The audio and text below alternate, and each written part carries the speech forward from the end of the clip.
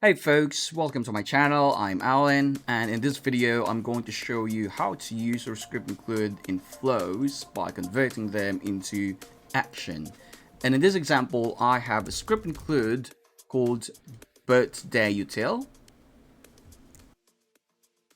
and this script include contains a static function called getCelebrants, and what it does is it returns or it finds users who are supposed to celebrate the birthday today. Thanks, Alan, for stating the obvious. So in this case, today is July 15th. It's July 15th, so it should return Abraham and Eileen. So that means if I go and if I try to call this script include in the background script, it returns the same users. So we want to use this script include inside a flow, and say that in that flow we want to send out emails to greet these folks a happy birthday. Let's go ahead and jump into Flow Designer. In that flow I'm going to create a flow, and let's name it greet you birthday celebrants. Okay, and let's just run it as a system user, submit. Now the trigger there would be on a daily basis at exactly 9 a.m. And then the action there is, and this is where we are supposed to get the list of birthday celebrants, and for each of those users we send out an email. And we can't do that without, we cannot do it without, using that script includes or calling that script include. So in this case, I'm going to create an action called get birthday celebrants, and you can make it accessible from all application scopes. The category would depend on you, but in this case I'll just go ahead and click submit. And just a good practice there, if you intend to make, of course you want your actions or flow components to be as documented as possible, so I would go ahead and click on the properties to add a description there and say get all users celebrating birthday today. Click update. Now in this action I would like to define the input. Do we have an input right now? Of course, if we go back and check the function, it doesn't have any, it doesn't accept any parameter. So I'll go ahead and add a step in this action, add a new step, and we need to choose script. And in that script is where we call our script include.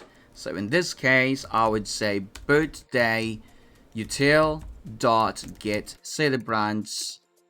And so it is very important in this part that you know what data type your function returns and that it complies with that data type. So in this case it always returns glide records if there are matching results, otherwise it just returns false. So I'll go ahead here and create a variable called gr users.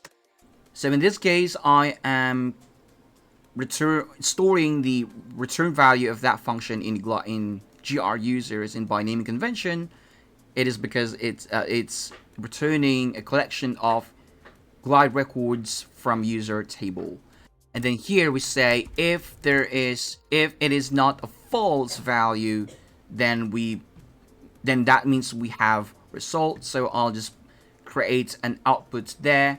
So before we need to restore this into an output variable, and I would say here users, and the type should be records,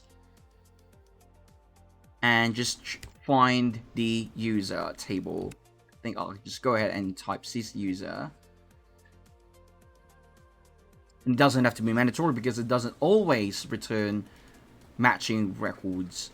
So I would say output, if you actually press Control Space, it shows you the IntelliSense works to show you the parameters. The output variable there is the output users, and equates to that property or output the gr users variable.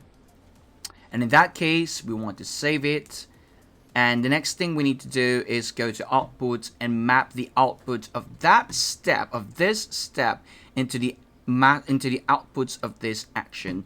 So I'll create a new action output and say users, and just follow the same data type. This user. As soon as you created that output, exit the edit mode and drag the output from the step into into this action output, and that's it. You just have to go ahead, save, test, run a test. If you view the executions, you can see that the users, it actually successfully returns the same data that we have from the background script. So now I can use this action, that script include function, in my flow, and before I do that, of course, I need to publish that. Don't forget to publish the action before you can use it in any flow or subflow. Let's go back to the flow, and now we have here action, and say birthday celebrants. There you have it, and click done. So it doesn't accept any input. So the next thing you need to do is go to flow logic and choose for each. So what we intend to do here is iterate through each record from that action. So I'm going to drag the user records output or PL from step 1 and then drag it to step 2. So it means that for each user record from the list of celebrants, we are going to send a notification. Or in this case, we don't have a notification, so I'll just go ahead and choose send email. So the target record is based on that user record from step 2. So for each user record, I'm going to choose that user record's email,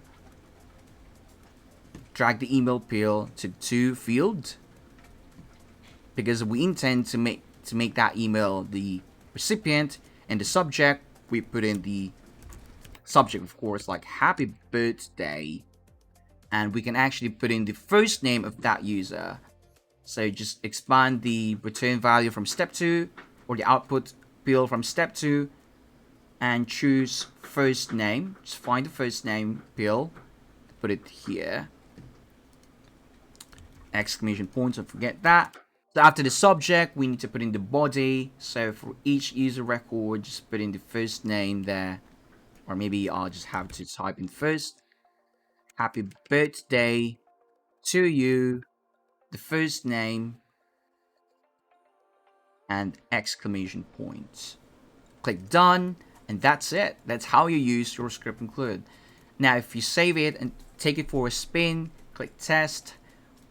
So we've tested the flow, and you can see that for each step ran twice. So that's like for each record from the step 1, it sends an email that looks like this. See that, right? Happy birthday to you, Eileen. And if I go to the second record, happy birthday, Abraham. That's it for this video. Please subscribe to my channel for more ServiceNow related videos. Thank you for watching. Ciao.